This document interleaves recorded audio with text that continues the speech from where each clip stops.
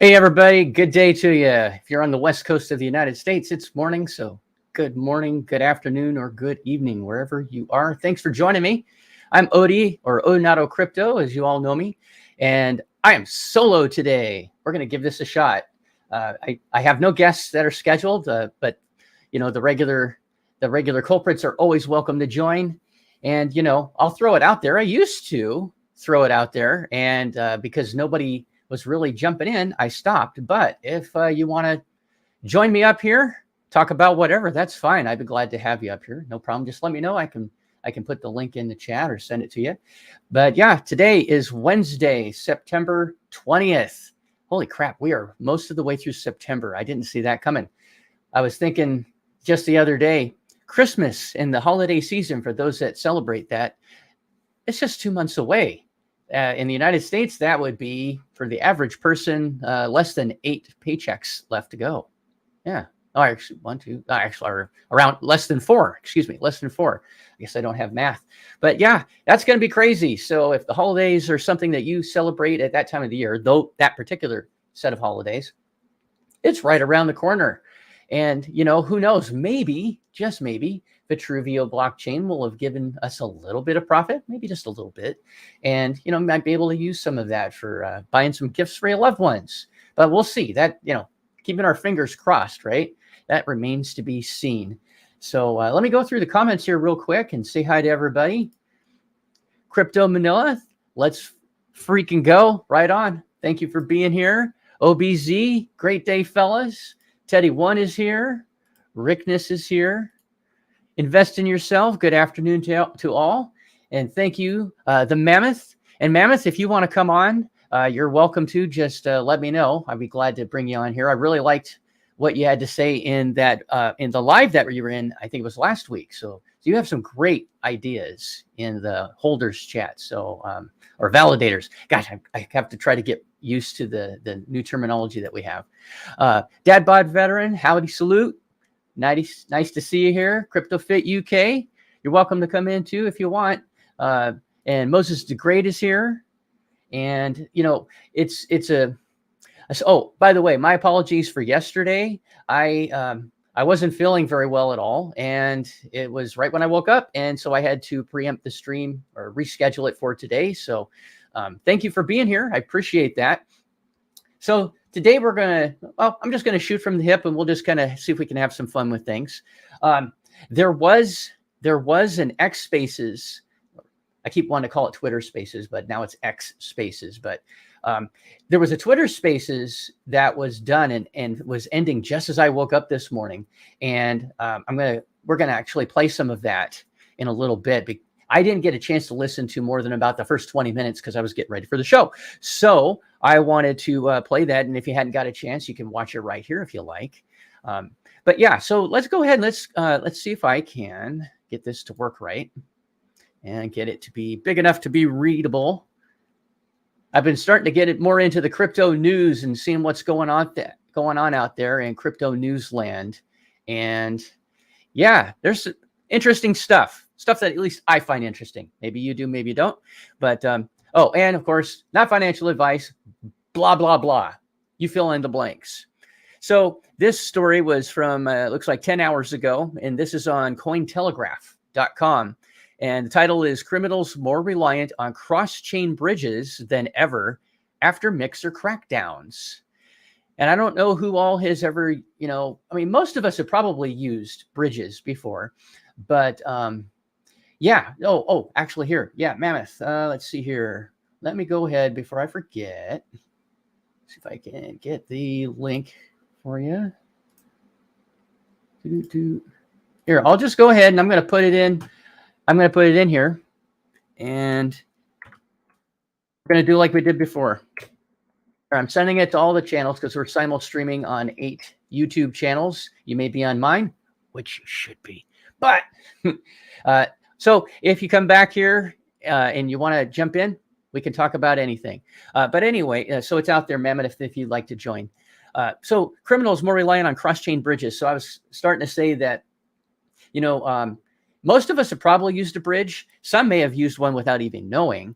There's one in particular that I used. I'm not going to say who they are because I don't believe it was their fault.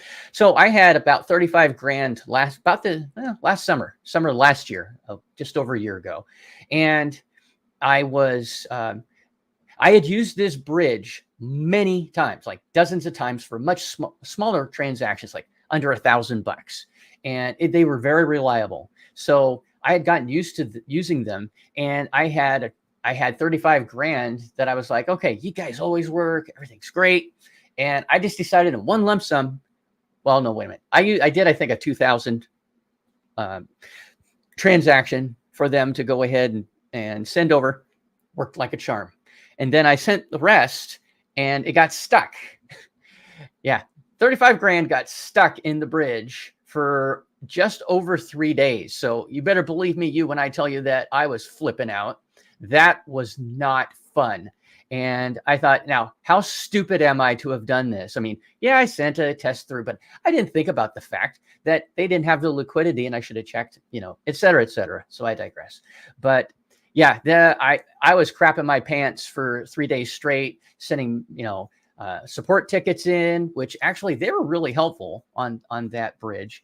And, eventually it came through, and my heart was just, oh my God, that's it. Never doing that again. So I will definitely send smaller amounts and still check if they have the liquidity. So that's a word to the wise, make sure you know what they've got. And yeah, anyway, so there you go. That's my story. And joining us, we have the Mammoth. How you doing, brother? Hello. How's it going? Good, good. Good, man. Glad to. Oh, okay. Wait a minute. Okay, hold on. We gotta bring this.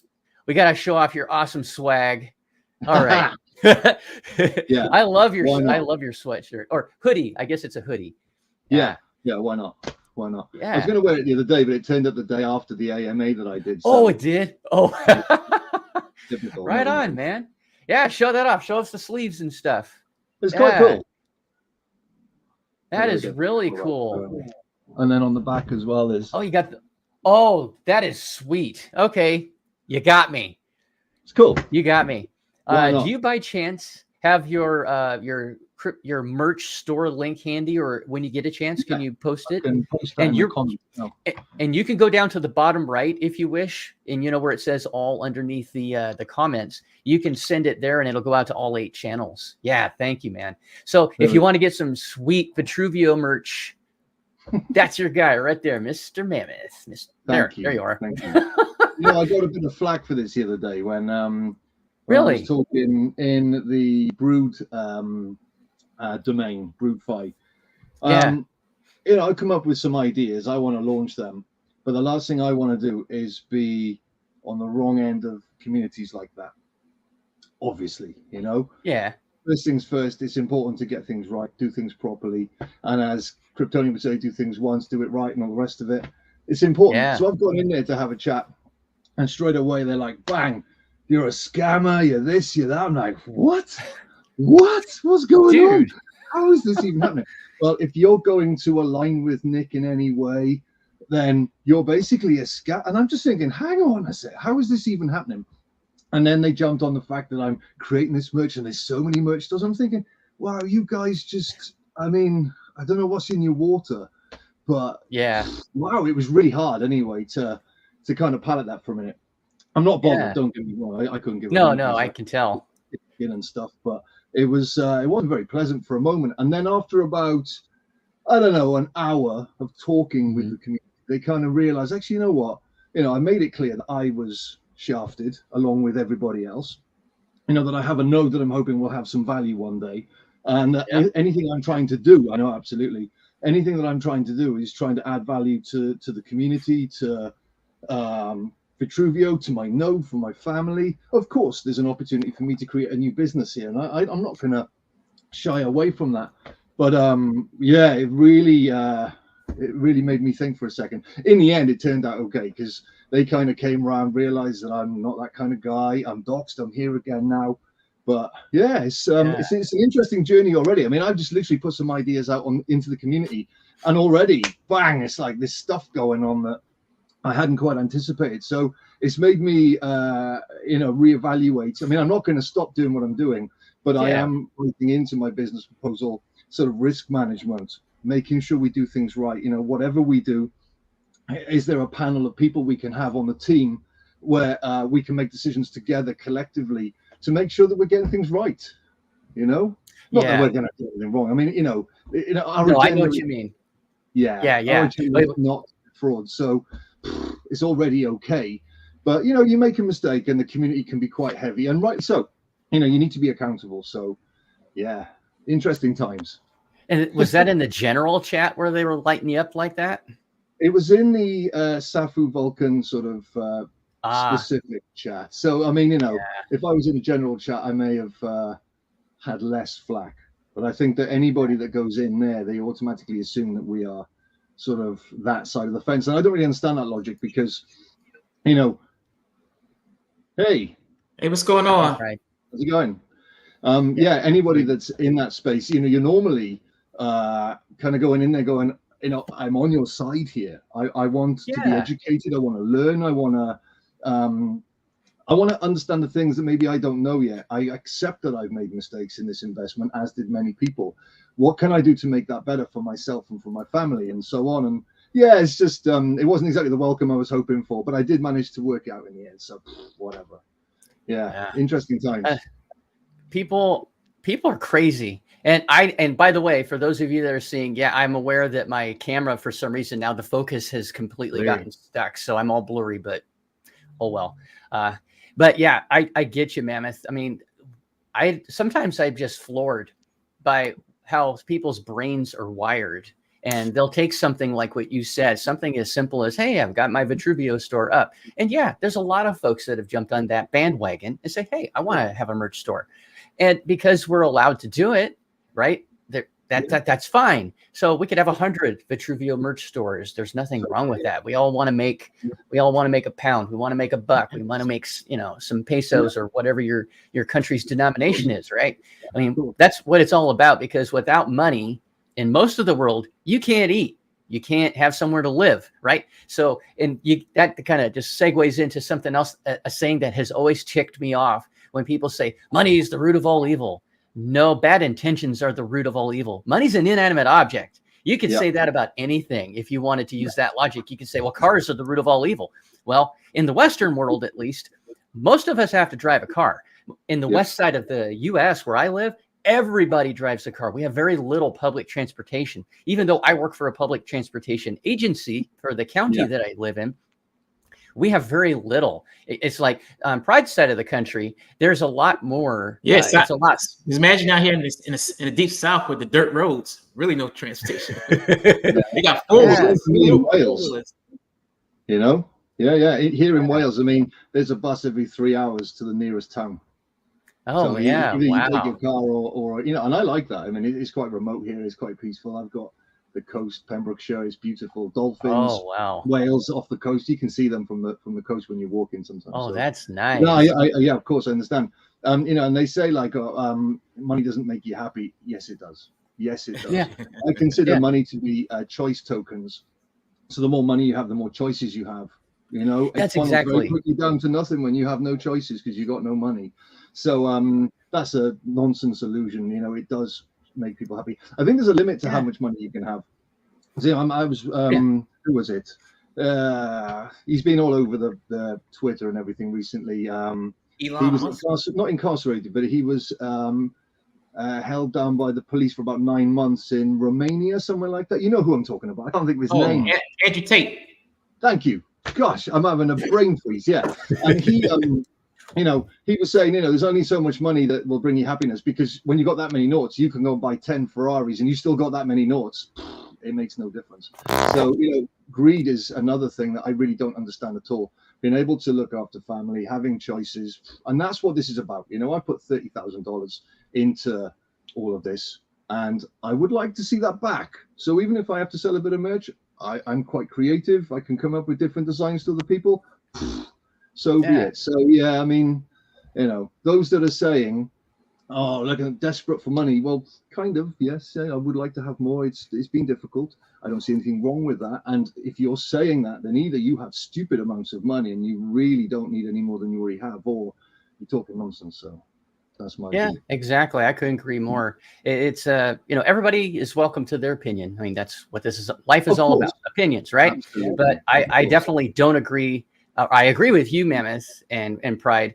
But I don't agree with folks that are like, oh, you don't need money. Yeah, you do. We got it. Like you got to eat, you got to sleep, you got to have somewhere, safe. And when you don't, I feel bad for folks like that. And the thing that kills me, I think that's too funny and not funny and at the same time is folks that are in the crypto space saying that. I'm like, the only reason you're here is to try and make more money. Right. I mean, come on. Talk about you're there to make money. So yeah. Right. You live in glass houses, brother. Don't throw the stones. Jeez. But yeah, I think things cooled down there, and I seem to have a better rapport. Not that it wasn't my doing, but I think I've settled things down there. So that's good. And even if I help to educate some of them that actually not, any of us really, I mean, there's a few individuals that I don't know, but really we're all doing our best here. We're trying to make through this, and to get that kind of response. So anyway, I don't know why I brought that up. It's just it just hit me the other day, and it's the person that came to mind. Yeah, no, I think that's good because I think some folks lose sight after a while of the goal, and then how do I want to say this? It's folks start becoming cannibals. They're like, okay, I'm gonna eat you. We've turned into some kind of a zombie, I think, because we've been in this holding pattern for a year and a half, pretty much, almost a year and a half. March, a year and a half ago. Holy crap. It's been a long time. One second. Yeah. Sorry. And it's been, we've all gone through a really bad, turn. Oh my gosh! Yep, there you go. I still got mine. I use it when I get cold. Sorry, Pride. I said I still have mine. I just use mine when I get cold and run the house. Yeah. I literally don't know what to do with it now. It's like a trophy, an embarrassing sort of you failed. Put that up there. I know, right? That's it. I was actually looking yesterday Sunday through my clothes, looking for something to wear on Sunday. And I'm in there with my wife and we're figuring stuff out. And I looked and I see all the Seifu and Vulcan merch. And I thought to myself, should I just throw all of this out? Because there's some bad memories associated in my mind with what happened with those projects. However, there's a couple of specific pieces of merch that mean a lot to me. There's a couple that I wore when I was in Dubai and met this guy over here, right? We had a lot of fun. And for me, I love getting shirts, especially t-shirts when I travel. When I do my ninja thing around the country, and I always pick up a shirt no matter where I go. And it reminds me of that, that week, that weekend, that competition that I was in. Good memories with my friends, So I'm not ready to throw them out yet. There's a couple. But, the way I'm looking at it is, I mean, this is the time will play this out, but I'm going to keep it. And if Vitruveo becomes something, okay, and I think somebody alluded to this on one of the previous AMAs with Chris, where they said, "Oh, how did you get into Vitruveo? How did you get a validator node in Vitruveo? Oh, I had to get scammed, and it's that kind of. I mean, I'd like it to be funny down the line. There's the trophy of that, and actually it ended up being really good. But what a journey! I don't know. So hopefully, Nick, the team, and anything I can do, anything that you guys are doing as well, between us, we can pull this out of the hat and we'll be okay. I mean, we have to. I mean, it's as simple as that. It's there for the taking. I mean, we haven't had the rug completely pulled from under our feet. We have a blockchain that's coming together. There are a lot of individuals in the community that are understandably asking a lot of questions and putting a lot of pressure on the team. And I think that's healthy to a point. And just let's see what happens. But I mean, it isn't going to happen unless we all kind of come together. And that's the bit where I struggle with some of the individuals in that community, because it's almost like they're almost trying to divide, and that's not going to help. It doesn't mean we should be full of hopium. and create this illusion in our minds. I did that before, and what a mistake that was. So, yeah, we'll see. But we have to pull together somehow.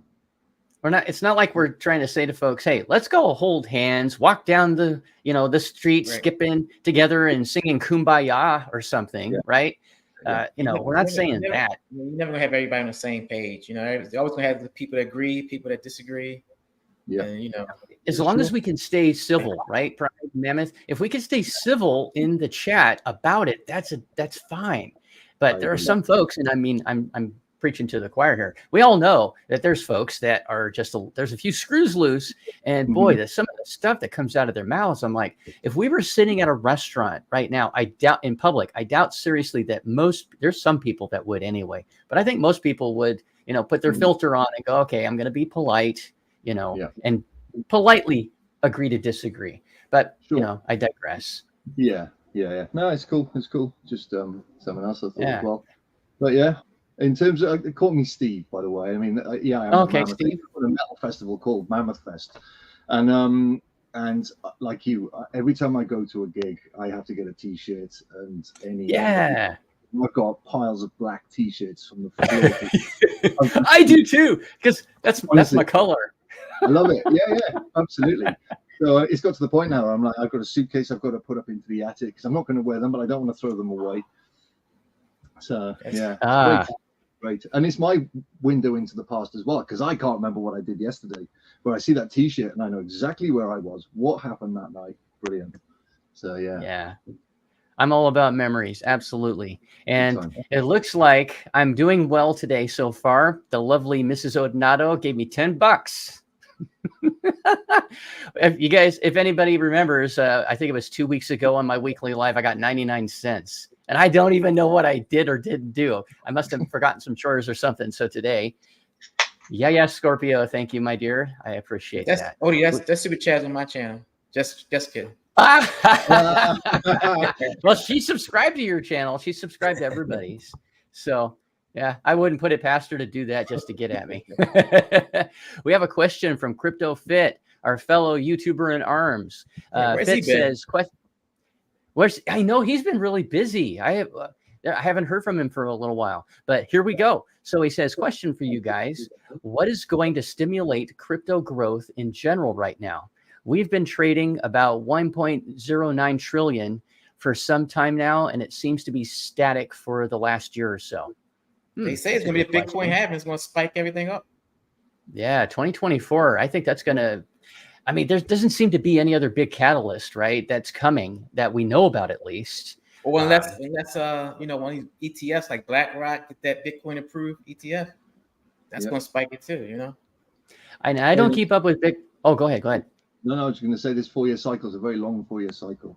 If it is 24 or 25, then it's getting longer. And I don't know if that's because of pressures with SEC and SBF and all these things that are happening. Confidence isn't there. So, and we'll have the Bitcoin halving, but will it really inject as much as we hope? I don't know. It's getting more tenuous at the moment, and I think that's on purpose. So we will have the bull run, and I can't wait for that. And I think that we're primed, ready with Vitruveo for that. We need to make sure we have enough projects on the blockchain by that point. And I was saying this earlier in the community again, like somebody was saying, I reckon we're going to be at $6 by November. And I'm like, wow, how are we going to do that? And I didn't want to flood their comment. I think it's great that they're optimistic, but I think there needs to be some, grounding to how we're going to achieve that. Because if we don't really onboard much and we just have art packs, for example, and hopefully there'll be more. Correct me here. I'm not aware of anything else yet. But if we just have that, then a lot of people are going to take their 0.25 in the first month. It might actually be a bit of a red candle in the whole month rather than anything going upwards. So, I just think it's really important we have as many projects on board as possible. And I don't know what Nick's plan is with that yet. And we have been asking. Have you guys got any heads up yet? No, not yet. I'm not on the inside track. I think Chris is definitely on the inside track. He's. And that's a good thing. I'm very glad too, by the way, that one of us or more, I don't know if anybody else is, but we all know that Chris is definitely, he talks to the folks on the team. He talks to Fair and a few others on a pretty regular basis from what I gather. So I think that's awesome that we have some representation that way, and anything that, that they need, man, Chris is always just boom, he's right there. And I don't know how he has the time, because he is so busy outside of crypto. I don't know how he has time to do all the lives that he does. Rickness. If you wish, you can scroll back no matter which channel you're seeing this on. I did put the join link for the live in. It's a little bit closer to the beginning, but yeah, and make sure you turn off top comments, because I'm not sure what the algorithm, which way it figures out what's a top comment and not. I've never gotten that. But if you need to find it, you can go ahead and just switch it to the live comments, and you can go ahead and jump in here. That'd be great if you want to come in. Be glad to hear what you have to say. And Teddy One says, I wish you all would be real about this. The majority are not asking questions. They are making statements, nasty, negative statements. When it's called out, you get attacked. Yeah, I don't get it. And I don't know. Maybe it could be it's a certain generation. It could be it's just certain types of people. I guess maybe I'll put it that way, because not everybody is the same. I think it's just people just being fed up because they don't have access to their money. Yeah, I get it, right, Pride? I totally get it. I'm fed up, but and maybe it's our age. You and I were both in the 50+ club. We've been around the block for a while. Steve is definitely not, a young guy. 24. Nearly. There you go. Yeah, but Steve is obviously, more relaxed about this. He's got a sizable chunk of cash in this thing as well, and he's being patient. I'd be lying if I said, everything's all, it's not like that. I've got over 100K in this thing, but I'm not bitching and whining about it in the Discord. I'm not attacking people. It seems to me, this is just my thing, and I'm not saying this about any one person in particular. I'm just going to throw this out as a general statement, but this is something that I've come to gather as what I think. I think most of the people that attack in the Discord and are upset, very much more upset than the average person, have much smaller bags. And I'm not saying that, oh, I'm so great, I got 100 grand. No, I'm not saying that at all. Has nothing to do with it. I would be the same mindset if I had $100 in this thing. I really would. That's just the way I am. I'd be upset. There's some proportionality to it. The more money, the more tense, because of course your investment's big. I understand what you're saying.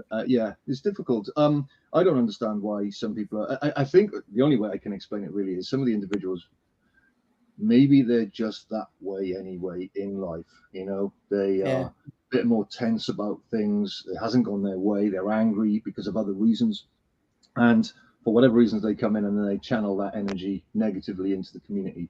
But again, if we were all the same, it would be a very bland world that we live in. So we have to take the rough with the smooth in that respect, and respect the fact that they're pissed off as well, even though it may not be as much as some other people. They still are, and they're entitled to be. I think the challenges are for the admin teams to understand the message behind the tension and try and help them, give them the answers. And if they're not getting the answers, then what are the questions that need answering? Because at the last AMA when Nick was on, there were a lot of questions. And in that 2 hours, he was firm. 2 hours and I'm going to head off. And there were a lot of people that had questions that weren't answered, basically. And that leaves a tension then. Are they hiding something? And because of what we've been through, it creates a very quick swarm of bees around issues. And I don't know, maybe the team can pick up on these things and address them quicker. And it would just simmer things down a little bit more. I don't know. Yeah, absolutely. So that's all we're saying. Everybody's entitled to their opinion. That's great. It's how you go about sharing that. Don't agree with anything I say. Don't agree with what anybody else says. Just be nice to each other. We're in this thing together. We're trying to make some money for ourselves for whatever reason. Some new shoes for your kids to go to school in, buy another car, whatever it is. I have two granddaughters with another one that'll be here in just over a month. And, I would like that when my wife and I are gone, that their grandparents have left to their parents and them a sizable chunk of cash down the road. So, that's what I'm mostly in this for. It's for my family and my kids. Hey, we have a special guest. We have Rickness that has joined us. Welcome to the stream, Rickness. Glad to have you here. You had something that you had mentioned that you'd like to share, some ideas, I think, that you said for the blockchain, right? Kind of. So, okay. Just out of curiosity, can y'all hear me okay? I've never done this before in my life. No, thank you for checking. Yeah, we can hear you. It's fine. All right. There's not too much background noise. There's background noise, but you're in the car, so that's okay. We're all used to it. And if you don't need to have the camera on if you don't want to while you're driving. I mean, totally up to you. But I don't care about the camera for me because I'm not going to be looking at it. Right on. Yeah, go ahead. What was on your mind? But no, I was going to say if it's sun and everything is too weird, I can turn off my camera. It makes it easier for everybody else. Yeah, you're good. All right. So about 20-ish years ago, I had an idea for a game. Mm-hmm. And in my mind, it sounds like the coolest thing in the world. But, whenever you have ideas, it always sounds great until you talk to other people and they're like, there are flaws. Also, 20 years ago, the technology didn't exist for what I wanted to do to actually happen. Yeah. But technology now exists, and it is now technically feasible as long as you have somebody who understands how to do it. And since there wasn't a real agenda to today's show, I was like, I wonder if I could bounce this idea off of other gamers to see if it's something that other people think would actually be feasible or not. Yeah, go for it, man. So like many of you who are watching the show or will watch the show in the future, I grew up playing video games. I love them. I think they're a lot of fun. Don't have as much time to play them now as I used to, adulting, all the fun stuff involved in that. But I also like to do a lot of things physically, like grew up playing sports, grew up, doing things. Like football, baseball, basketball, whatever. Football, baseball, not basketball. I'm horrible at that one. Oh, dude. Never give me a basketball. A 10-year-old will beat me.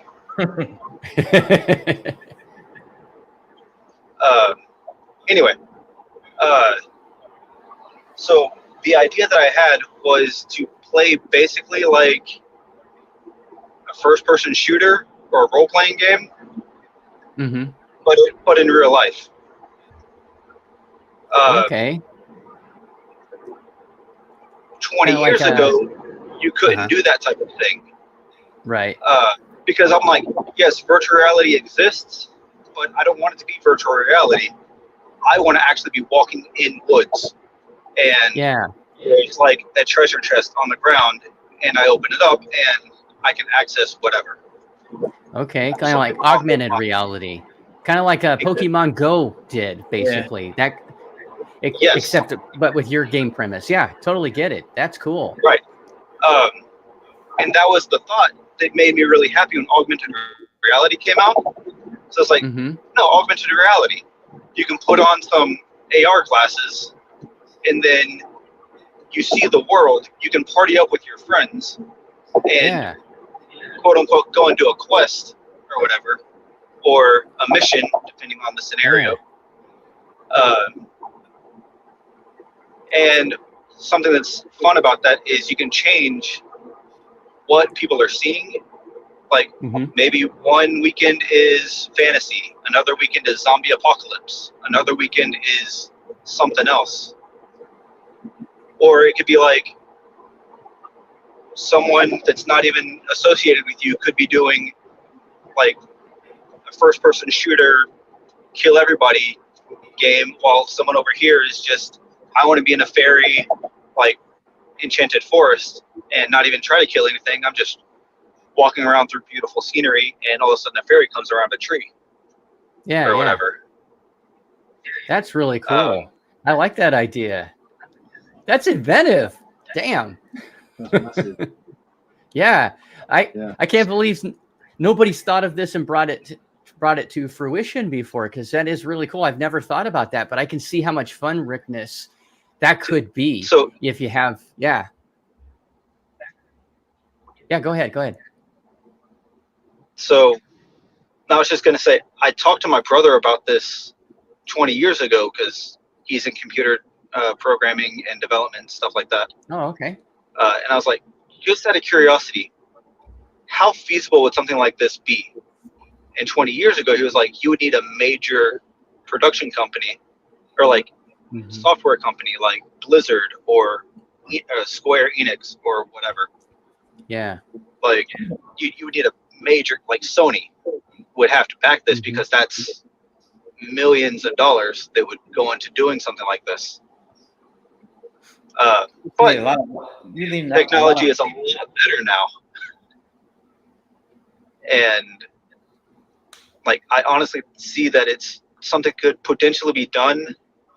I mean, I could technically do it myself with my zero knowledge of whatever, just from watching YouTube videos and learning how to do things on my own, which is one thing I will say I am actively learning how to do at the moment. I want to make AR art because I think that would be a lot of fun.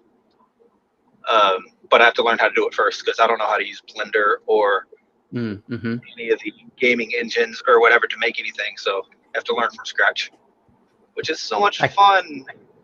I know that Starbuck, if you know who she is insanely good with the art, AI art, and oh my gosh. She asked me, she said, hey, if Odie, if you want, I'll make some, give me a couple of poses, like Jedi poses, and I'll have my AI engine train for a while.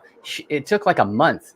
And then she gets back to me and she sends me all these pictures. And my wife says, it doesn't look like you.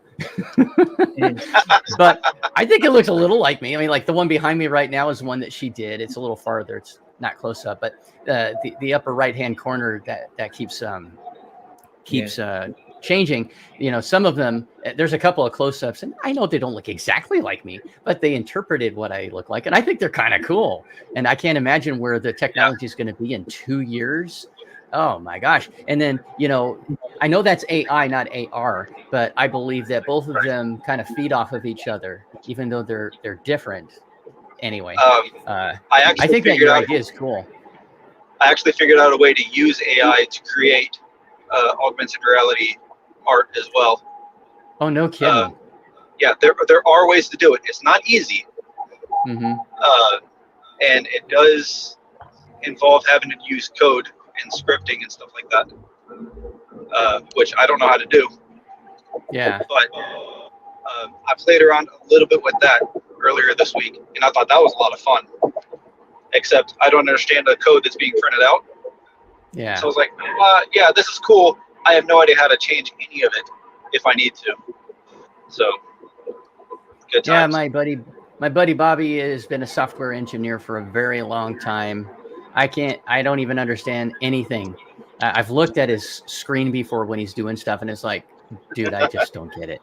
I actually taught myself BASIC back in 1982 when I got my second computer. And, you know, I thought I was really, you know, all of that, but anything beyond that, no. Oh, wait a minute. What? Can you bring that one back? That one back up? Yeah, thank you.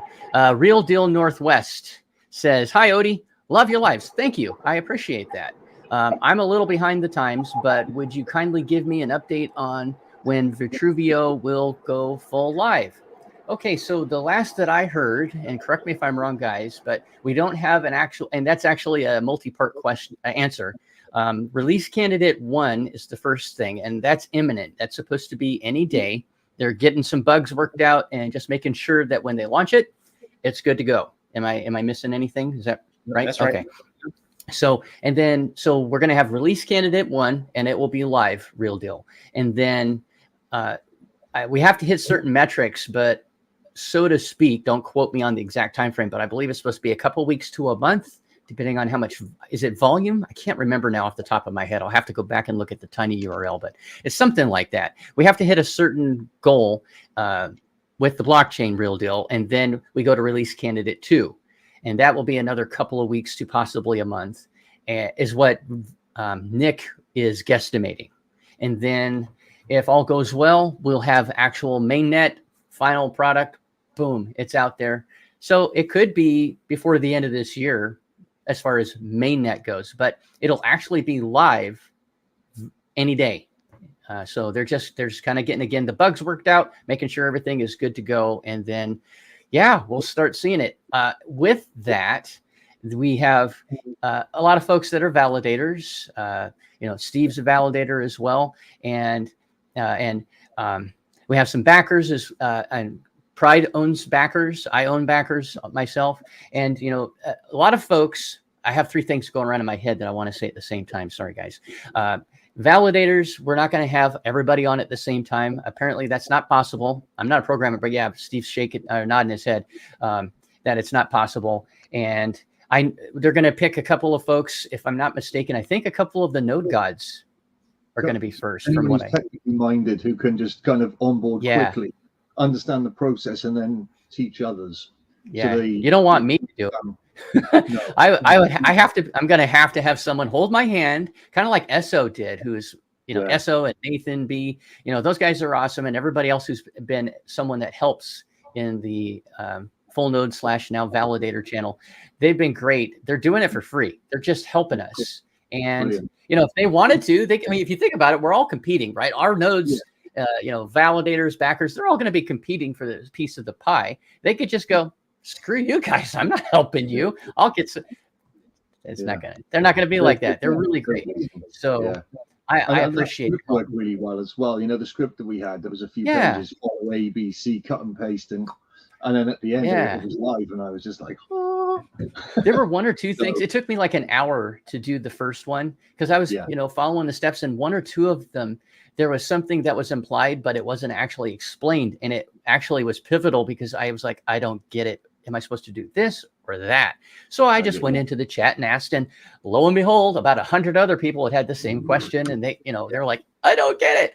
So yeah, the guys are great. We're going to be fine. And I don't want to be the first. I'm fine if I'm the last, putting my validators online, because then there'll be a lot of folks that have done it before me.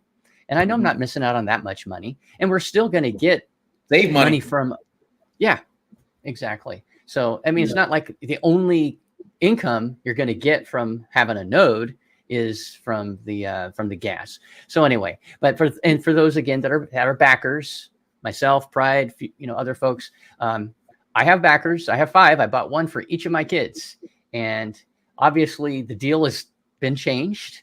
And I will touch on this just real briefly. And I'm not trying to be negative. I'm trying to turn it into a positive by mentioning this.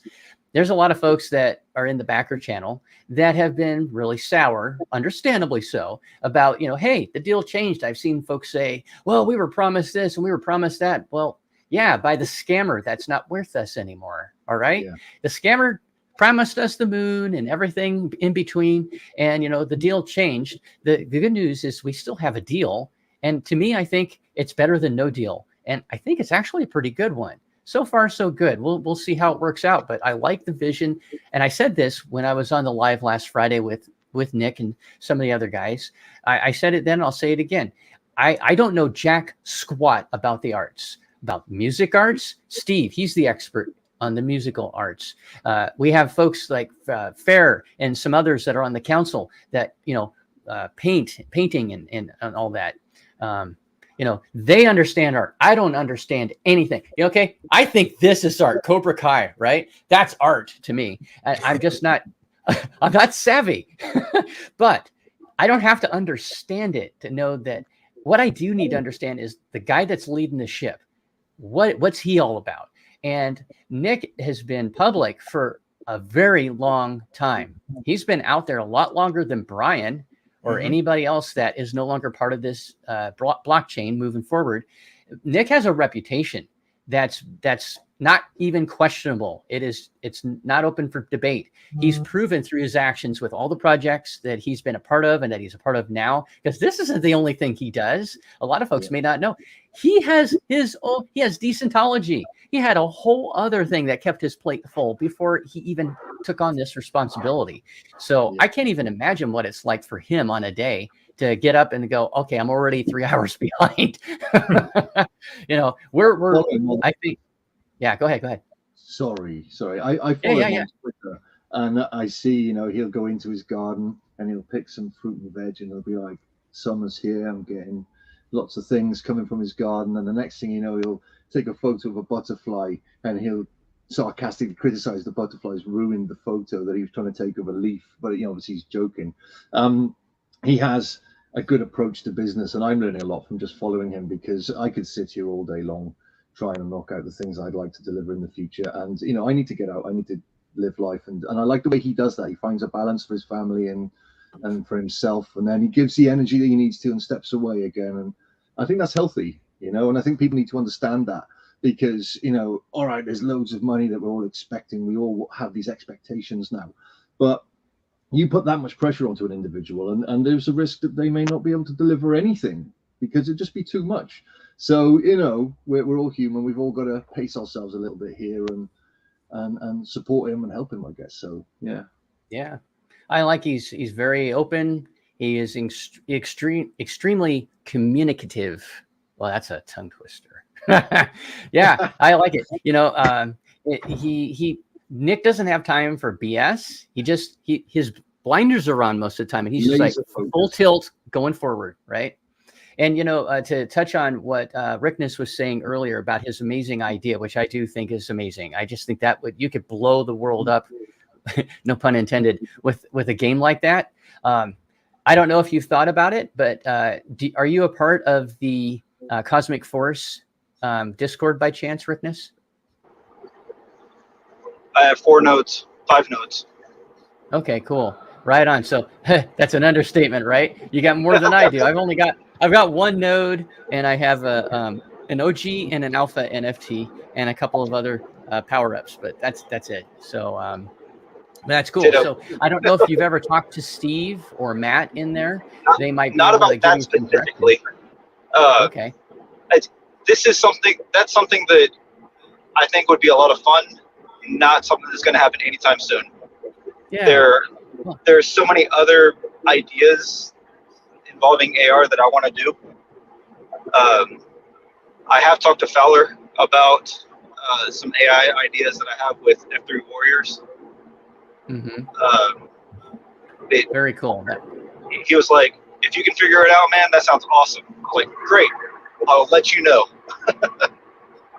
Yeah. Why do you have 2 cadets? It's curious. Well, originally I only was able to get just an alpha, and so I was like, okay. And then last week I got an OG. So yeah. So I may sell the alpha. Yeah. I'm saving up right now for 1% of a planet. So I mean, I hope they sell out so that, you know, the project can go to the heights that they want to. But secretly inside, the greedy me says, I really hope there's still 1% of a planet left in a little bit so that I can get it. Because I see that down the road, because the game is not scheduled to be a gamma full release gamma until about December of next year if they stay on track. So far they are, but you know, I would love down the road, a year or 2 from now, to be able to look back and go, I'm invested in a video game and I'm making money. I got 1% of a planet. Neener. People going, what? You make money from a video game? Yeah, and I don't even have to play it, bro. So it makes me fun. It makes me tickled inside. And yes, I will be playing the game. I totally suck at first-person shooters, so I guarantee you, when the game is out, gamma, and it's out there, you know, a whole bunch of us can get together and you know, go against each other. I do better flying in a spaceship than on the ground doing pew pew with a gun. But hey, I digress.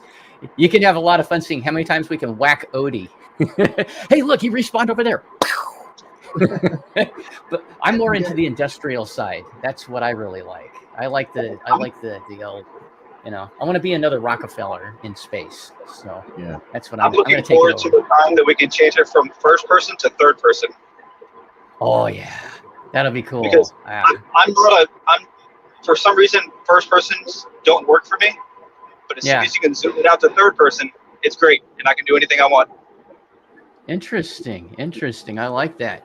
Well, if they have a sniper rifle and I can do sniper, that's my best thing. I like to hide in the bushes or behind rocks and then take you out from 100 yards or something. So I feel like you and I have a very similar play style. Yeah, because I suck, so I have to hide.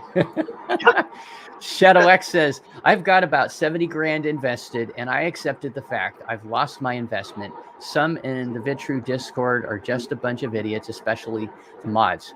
Well, Shadow, I haven't had that experience with the mods. I mean, I don't fault you for your opinion. I mean, everybody, that's cool. I haven't had that issue with the mods. I'm not in Discord as much as some folks, so I typically will drop in a couple times a day. Look for pinned messages to make sure I haven't missed any important announcements. And then I might hang out in the validators channel and a few others. I don't generally go into the general. It's been too toxic for me in the past. I don't know if the mods have actually started cleaning that up or not. I know Nick had said on Friday last week that was coming. So because we want to have it cleaned up. We want to have our blockchain be something that people with money, lots and lots of money, want to invest in, and they're not going to come in if it's a little sandbox where people are pooping everywhere and telling you, hey, this is, if you don't like it, too bad for you. Well, we want people to invest because we want to make money, and we want creators to join so that we'll also make money. And so that's the name of the game in my book. And I know I sound like I'm probably preaching or something stupid like that. I'm not trying to come across that way. But I believe in this investment, and we had no belief. We had nothing to believe in once everything blew up at the end of July, right? I mean, it went to hell really fast. We were all upset. We were just going crazy, and then we have this little bit of light. Now that light's gotten a little brighter. I'm not saying that we're going to be successful. This blockchain could it could not work. I really hope it does. Right, Pride? We want it to work. As I said before, just think if Nick never stepped up, where we would be. You know what I'm saying? So, exactly. Perfect. Right. Yeah. We let's see here. Robert says we had nothing. Nick brought everything back to life with some others. Yes. And I like how you said that, Robert, because that's a good point to make sure that everybody knows. Nick is the first one to say it. And if you've watched any of the lives that he's been on, he said it in almost every live. He knows that he's just one part of this team. You need a team to be successful, right? And it's really hard to achieve without others that can help you. So yeah, I think that, yes. And he goes on to say his vision in life and things are extremely high. Thank you. Yeah. So we have Nick. He knows that he has a vision, and he's very well versed in that direction, and he knows exactly what he wants. Think about what things you've tried to achieve out there and in life, and what you've wanted to do, and something that you're really good at. And you go, okay, man, I am hyper focused. I'm going to get my doctorate or whatever. And you know what you need to do. So I think that we're in a lucky spot to have someone that knows what and knows how to get there. And hopefully along the way, we'll make some money, start seeing some returns. If I can break even in the first 2 years of this blockchain launching, I think that's a win at this point. That's me. Right. Absolutely right. Yeah. He must have so many plates spinning, and because there's so much going on, he must be thinking, well, I don't even know how I'm going to onboard yet, because there's so many things to do before we can even get there. And then that's putting pressure, or rather the community then are quite likely saying, well, hey, what's going on here with growth, expansion?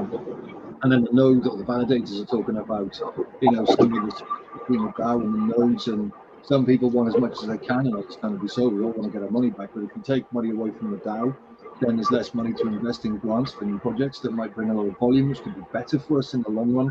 So there's a lot of challenges playing out right now. One idea was about a pendulum idea. So if there's a lot of new projects, well, let's give more to the DAO and then let it swing back the other way when the numbers increase. So, there's lots of healthy conversation going on, but we aren't even at a point where we've kind of mapped out the framework for the business. before you can even start on board new things. So we are mega early in that regard, and I think it's important for people to remember that, because again, it's 6 September. I'm not sure that's. I'd love to be. I'd love for that to be correct. That would be amazing, but I don't know. So we'll see.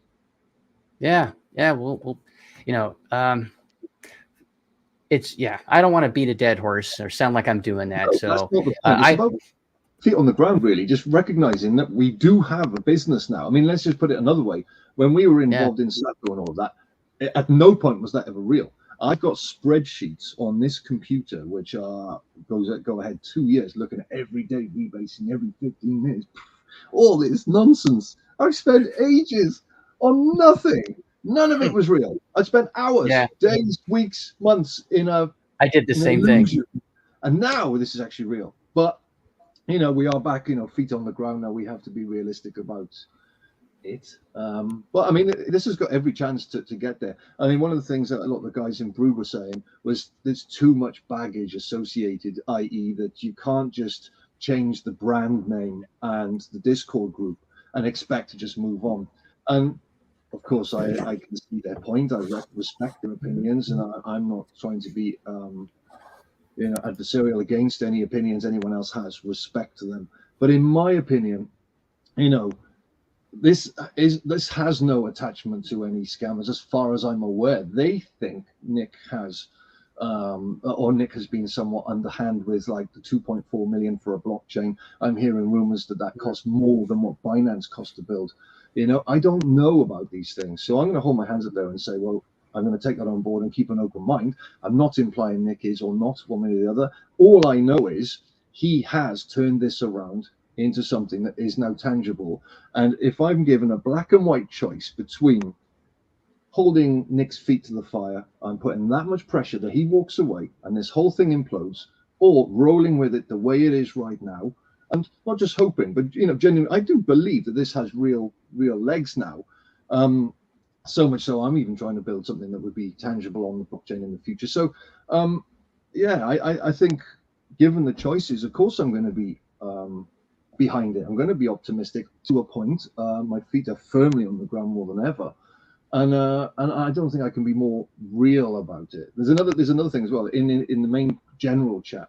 There's one individual in particular, which I won't mention their name, but he's quite pessimistic. He believes he's a realist, and there's this real swing in the community between sort of what is pessimism or realism. And the only way we're ever going to know if either party, either side of the coin is right is if it, in the future, when it either happens or not. If it didn't happen, they were realistic, and that's fine. And maybe, and if it goes ahead, they were pessimistic. So we just have to suck it and see, really. Absolutely. Dad Bod Veteran on the Cosmic Force. 1% is steep, but I did add all 6 at one. Oh my God, dude. Wow. Good for you. Dang. He's going to be rolling in some dough when the Cosmic Force goes live. I can speak English really good. Yeah, I'm excited. I love. Well, we'll go back to Cosmic Force for a moment. I'm excited about that project. I really am, because the guys that family that runs it. I love Steve, Matt, Mike. They're really great. They're down to earth, and Pride and I got the good fortune of meeting Steve, his wife, and Matt. Matt's a goofball. I love Matt. Tell me, Pride, is he goofy or what? I mean, he's funny. Yeah, he's a lot of fun. But you can see how serious they are. I just like the fact that it's a family business, Yeah, and they're making a computer game that's based loosely, and I'm not saying they are Star Wars, but I mean the whole concept of space and wonderful. Love it. Absolutely love it. So yeah, it's great. Steve and I, Steve's like 8 months older than I am, so he was around when Star Wars came out. I was 8 years old when Star Wars came out in the theater, and my mind was blown for the rest of my life. I mean, I was just like, oh my God, what did I just see? And we were so poor, my family, we barely were able to go see just Star Wars, and and we couldn't see it once or twice or 5 times or 100 like people were doing and stuff. And back then, movie tickets were like, not even $1, a US dollar. It was cheap. But anyway, I like how Steve and his family, obviously that had to have bit him and this sci-fi bug as well. And I just love where they come from with all of this. And they're they're easygoing. But if you have questions, they're glad to answer them. And just remember, folks, if you haven't looked into it or if you've thought about it, Cosmic Forest, it's a really cool project. It's not just a video game. That's the big thing on the surface is what everybody sees. Yeah, it's a video game. If you're not a gamer, that's okay. You don't need to be a gamer. If you are an investor, which most of, if not everybody watching this is, I'm sure, an investor, well, then that's something you might want to look into, because there's 2 ways to invest in this project. Cosmic Forest not only has a video game, but they're also launching a gamers specific blockchain within their universe. So I believe they plan to be on BSC first, and then looking at thank you very much for bringing that up. There's the Cosmic Force website where you can get a lot of information about the project. Really good stuff. And then it'll give you the link for their Discord and their other socials. But so you have the game just to play it. Then you have the gamer specific blockchain that's going to be called Cosmic Blockchain. And they're going to have, so for the investors, think about this. That blockchain is specifically aimed at developers, software developers for games. And so once we have multiple, projects, games that are on that specific blockchain, if you have a node, they have basically full and light nodes as the, they call it, I should say it right. So Steve says that they have nodes, which is what we would call a full node or a validator. And then they have light nodes. And you can also get a percentage of a planet so it's a space game. There'll be spaceports, farms, properties that'll be bought and sold and so forth. A lot of it like real life. And if you own part of a planet, you're kind of like the government. You're going to get some tax off of each transaction. There will be, I was going to say a space mall. there will be, marketplaces and such where people buy guns and bigger ships and so on and so forth. And when they pay with the Cosmic Forest token, you're going to get a piece of that transaction, just like any other. If you have so it's a couple of different things to think about.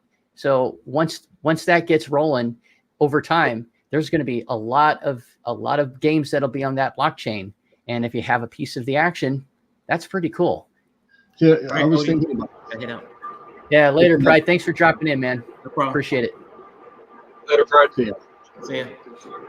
I was thinking about this from obviously the digital trading platform that I'm looking to build.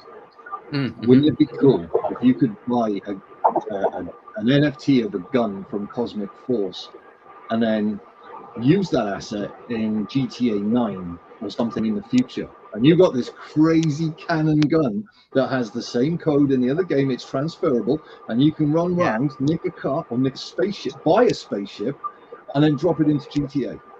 Imagine flying over everybody, and you've got your cannons and I don't know if games have got that far yet in kind of trying to make the NFT asset sort of modular, if that's the word, or multi-platform, however you want to label it.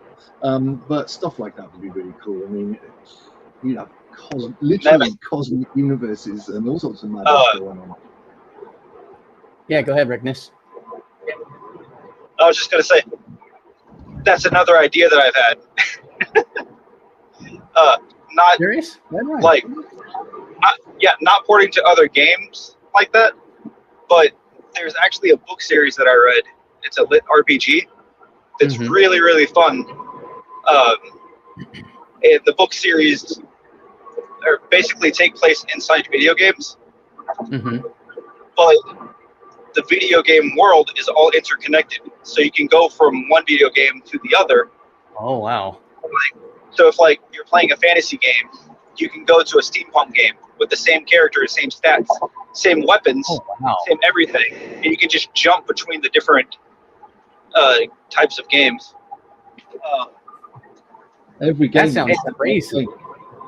And that's something that I was thinking of. I was like, dude, with the cosmic blockchain, just like Mama said, they can get an NFT, and that'll give them access to all the different games of like a specific developer, if that's how they want to do it. And they can pull, like, how weird would it be if you're in like a racing game and all of a sudden somebody shoots by you in like on a fantasy horse or whatever because they ported their character over with all the stats, and just weird, crazy stuff could happen. Yeah, there could be compatibility. If they can get that right. So imagine the platform. My idea is up and running, and you've got loads of music and books and gaming NFTs all over the place. And then as part of the asset, you have Cosmic Force Tick, and then GTA Tick, and any other compatibility. And you go, that's just double the value of the asset because it's now applicable over there too. And you can buy and sell these assets and make real world money in the gaming world. Those who are passionate about gaming, I think it's absolutely massive. I mean, obviously, this is kind of where it's all heading. It's genius. It's absolutely genius. Whether games would want to have, let's just throw this madness out there. You got Cosmic Force, and all of a sudden there's Pinocchio walks past, or from some other game. It would get pretty out there pretty quickly if you open the door too much. So there has to be some management, or maybe you could have as one of the worlds a place where people come from the rest of the galaxy, and anything goes, but only in one world, and then they pay tax to get on there, and you get paid. Be kind of like Ready Player One, the movie, where everybody's sort of in a. It could be a separate world, like you're saying in this example, a separate world where people of all kinds of different characters. I love the heck out of that movie, Ready Player One. It'd be madness, wouldn't it? Oh my gosh, yes. No, I didn't read the book, but I will say that this is one of those movies where I've talked to a lot of folks that said the movie was better than the book. I mean, subjective, but I take it you read it? I read the first and second book, yeah. How were they? I thought the books were phenomenal. Wow. Anytime I go to watch a movie that's based on a book, I have to mentally turn off this is going to be, or like I'm frustrated that this is different. Yeah. Because there's no shot in hell that anyone is ever going to make anything as good as the book. Right. Agreed. Because you can't, there's not that much time to portray all the information. So for what it's worth, for what they did with the movie, I thought they did an amazing job. I really enjoyed it. It was close enough to the book-ish that I could appreciate it. Yeah, I know. I get you, man, because I have to do the same thing. I don't read books nearly as much as I used to.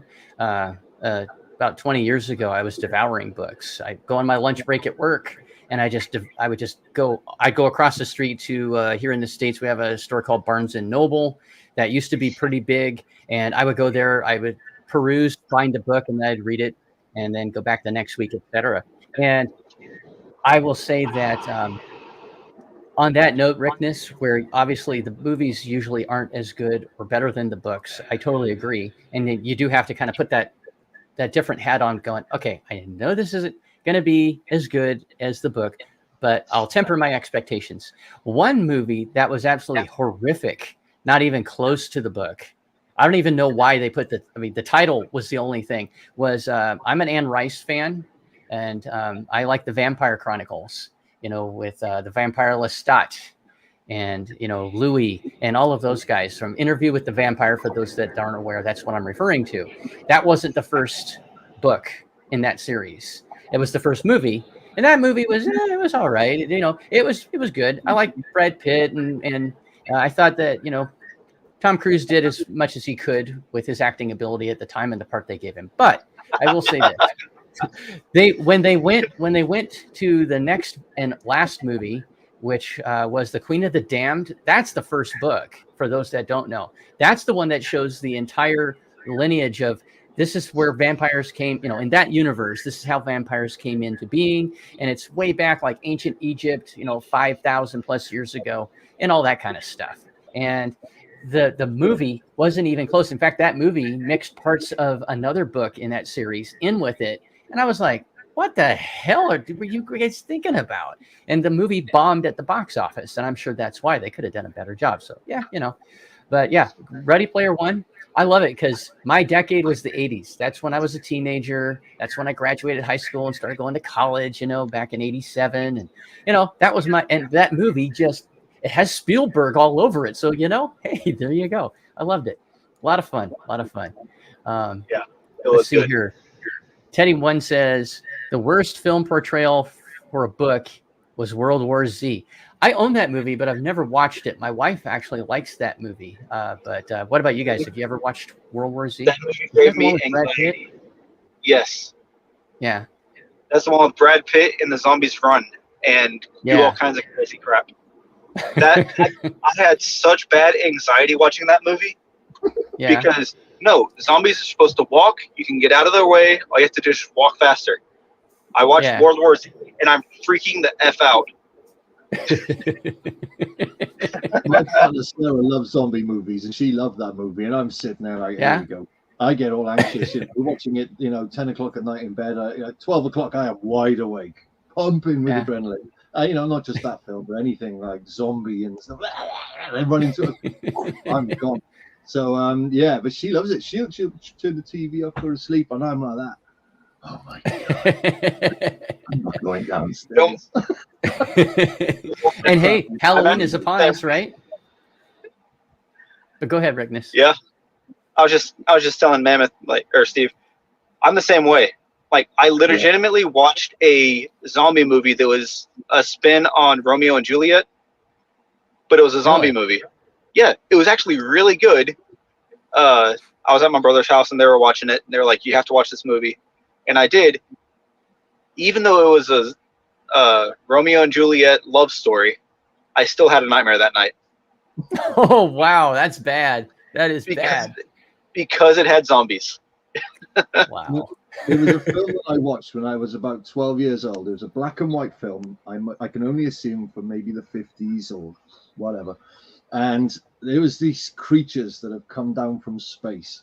Now there's sheep's bodies with no legs and a hoover neck, like ribbed sort of neck, and a hoover mouth, and it sucked the bones out of people's bodies. And there's this one scene where a guy, the village is under attack, and they're on the roof of the church, and all these people are in the basement of the church trying to hide away, and they're crashing through the glass and all of this. And then one somehow manages to get into the basement, and he grabs hold of this guy, and he has to cut his arm off to save himself. And there's another guy who's just a pile of mush on the floor with no bones. And I'm like, I'm watching. I don't want to watch this. When they say, you've got to watch this, you've got to watch everything once. And I'm like, no, I don't. I don't want to watch. No, you're watching. And since then, I've just been like, I really don't get some of this. I mean, I do. Obviously, it's entertainment. Yeah. Some of it's quite funny. But there's times when I was like, nah, this is just not for me. Definitely. That's funny. That's too funny.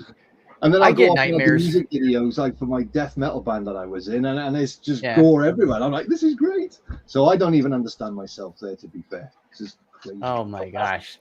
Yeah. See, my wife and all three of my daughters love horror movies. They absolutely love them. I hate them because Rickness, I get nightmares if I watch stuff that's a little too graphic. And these days, of course, with the special effects they can do, pretty much they can make it look as real as possible, right?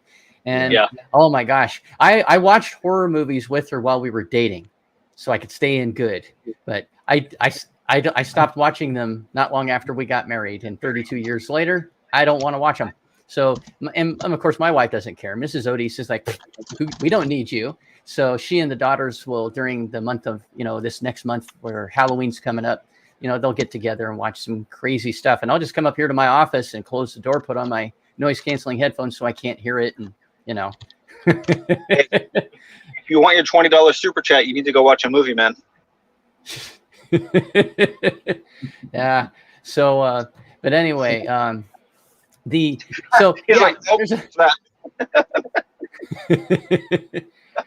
appreciate everyone who's been here. We're at an hour and 18 minutes, and I think we'll probably wrap it up here in a couple of minutes and call it a day.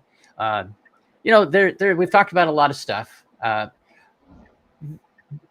a couple of messages we've put out there that I hope aren't falling on deaf ears. Let's be nice to each other. Let's be polite. I'll put it that way.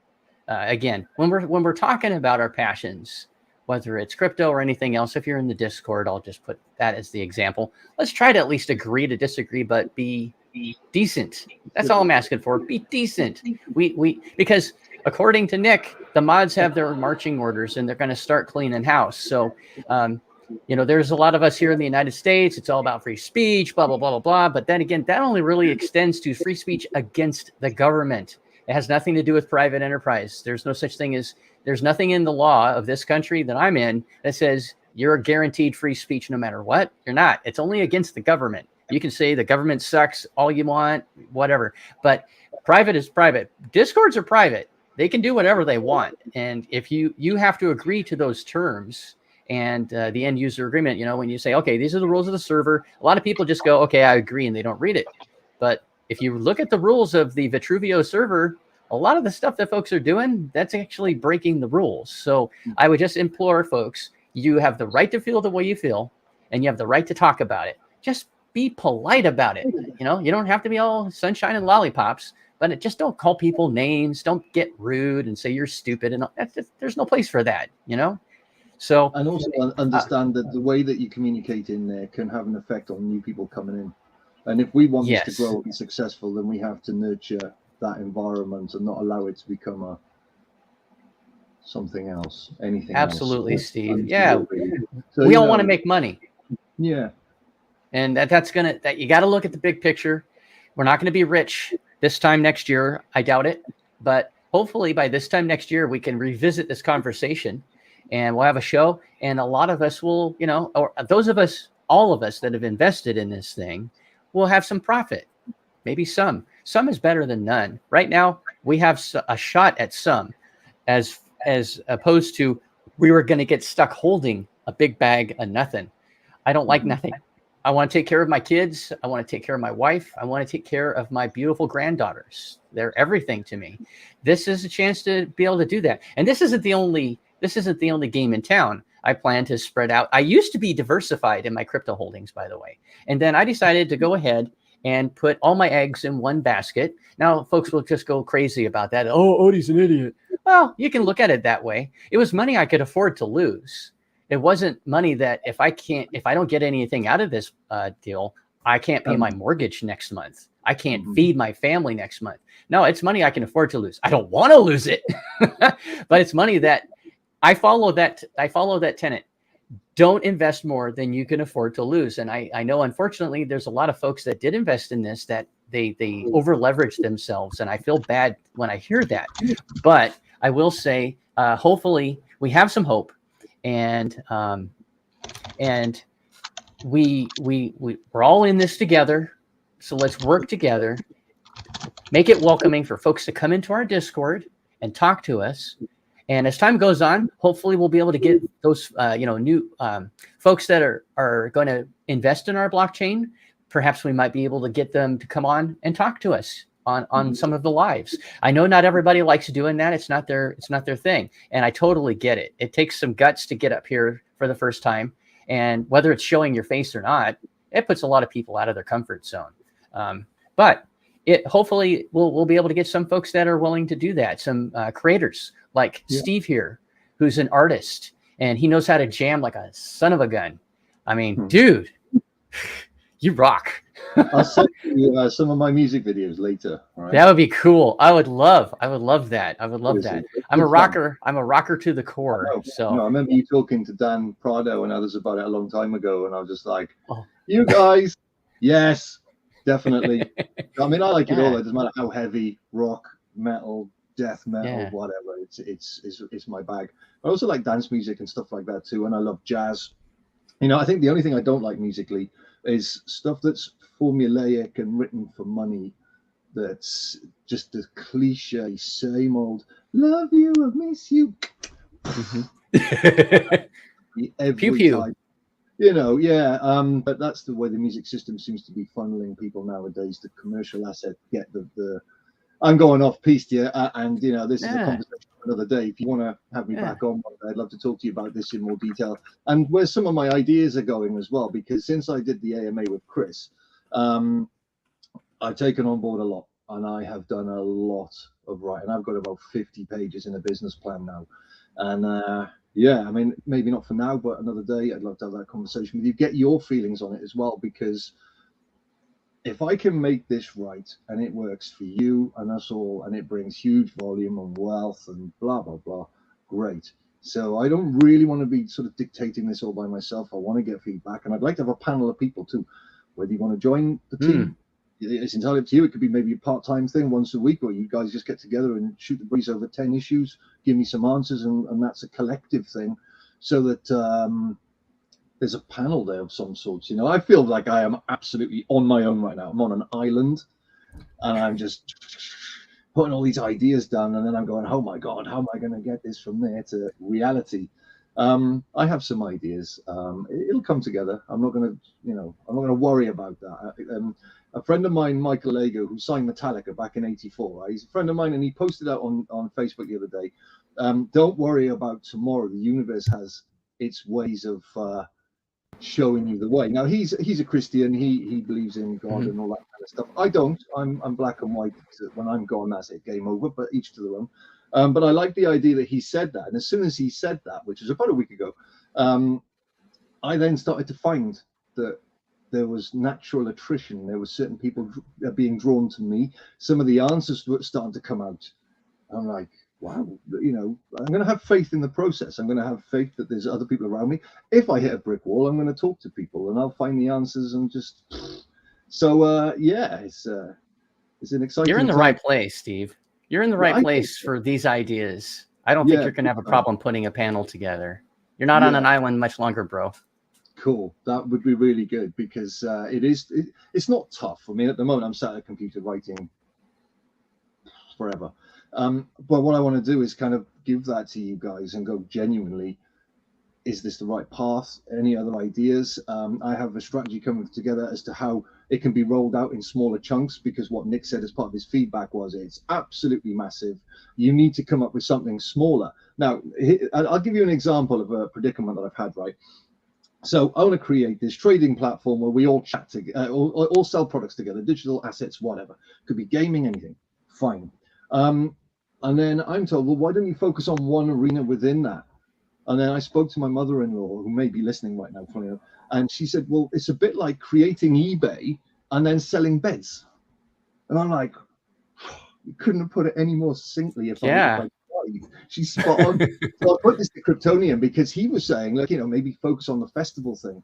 And then I put that to him, and he said, yeah, let me chew on that for a couple of days. I've still not had a response from Kryptonian on this, because I think he realized he's obviously busy, you know, he's got things going on, but you know, he hasn't necessarily found a way through that either. So I've got ideas as to how I'm going to approach this, but I'd like to get some feedback on that at some point in the near future. But when the document's ready and it's kind of something tangible to hand over to you and others, you know. That's cool. I look forward to that. Yeah. I can see, man, you got the gears are just going like this in your head.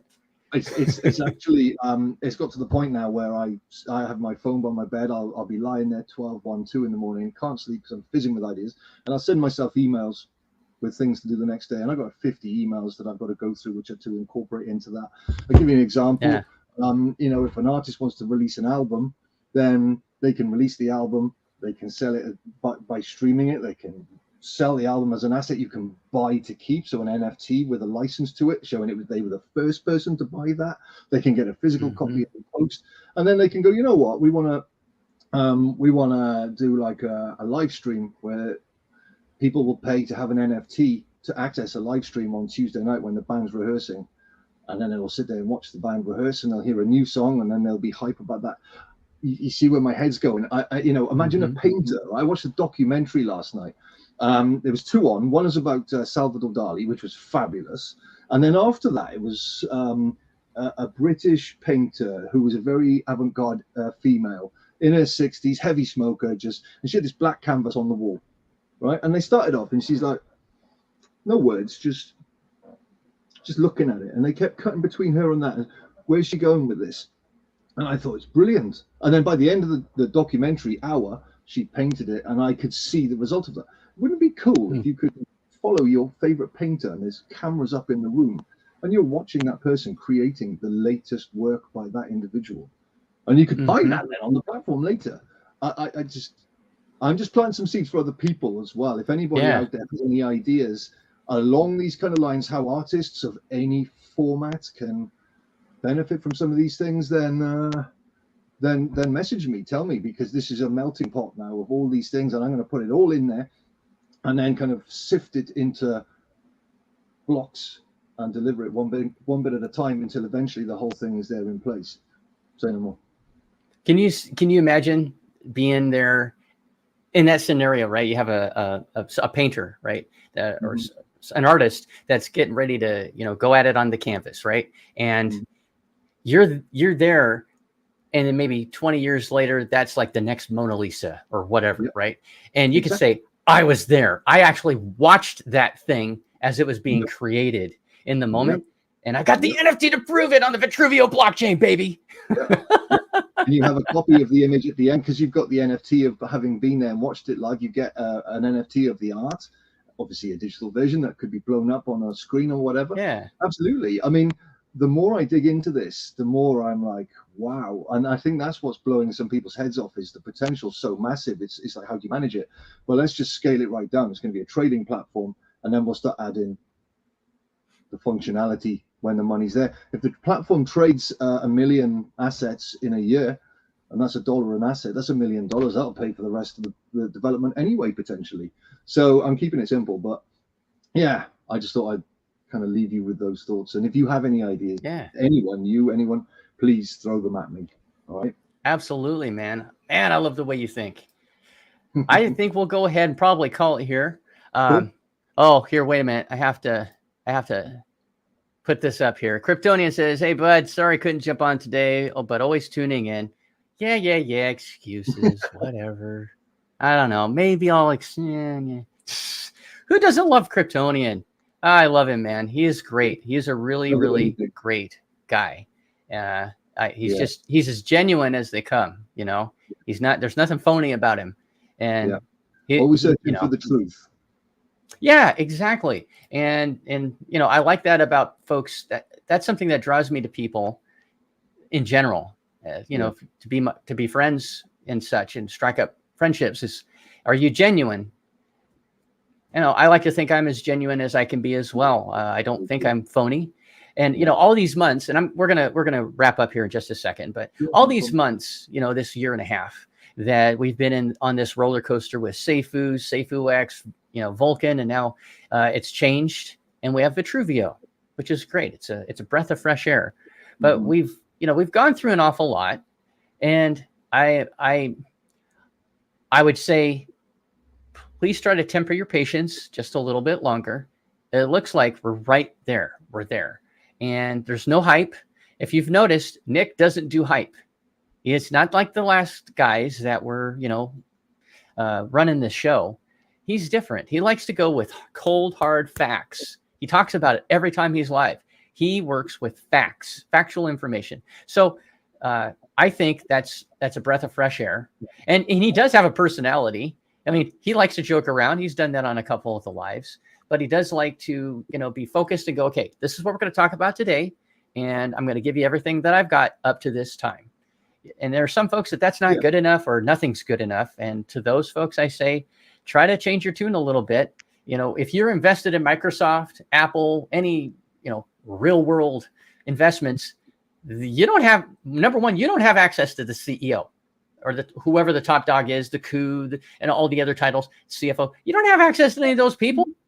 Doesn't matter how much money, to a certain point, I guess. But the average investor doesn't have access to someone way up, right? You don't get to find out everything that they're doing. You get to find out what they have to tell you, the security, per the law, right? So that's what you get. That's all you get, and that's what folks have been dealing with for well over 100+ years in the stock market. Well, here in DeFi and in crypto, I should say, we have an advantage where this type of investment, you do get more direct access. I think we're fortunate that we have that. I don't want it to go away. And now that Nick has, started the different teams, the different councils, you now have your go-to people. You have a question about art, about this or about that. Go into the Discord and see who it is that you need to talk to. Send it to them. A lot of folks are still sending messages to Nick directly about this and that and the other thing. And he said you can do that, but he doesn't have the time to answer all the questions. And that's why we have different teams. So the leads for the different teams are who you want to be able to try to start funneling, filtering those messages to. So try to make sure that you're doing your best and ask if you don't know who to contact. And then, somebody will be able, one of the mods can definitely help you. So I would like to thank Steve for being on the show today. I really appreciate you being here and sharing your thoughts. Rickness was on with us for a good portion of time. Thank you, Rickness, and your really cool AR, augmented reality ideas. That I think is amazing. And if you didn't get a chance, go back and watch the whole thing, or you can skip forward if you want to when Rickness came in, and you can find out more about his augmented reality idea for a game, which I think is pretty amazing. And we had Crypto Pride was able to jump in for a little while. His hours at work changed, so he's got different times that he's available, and it was really great to have him on the show. I'd like to thank everybody for rolling with me. We're at an hour and 34 minutes, so we're going to go ahead and call it. Any last thoughts you want to share with folks, Steve, before we go? I think you've summed it up perfectly. Right on, man. Be thankful for the opportunities you come across in life. Love hard on your family. And always remember, chance favors the prepared mind. Quite right.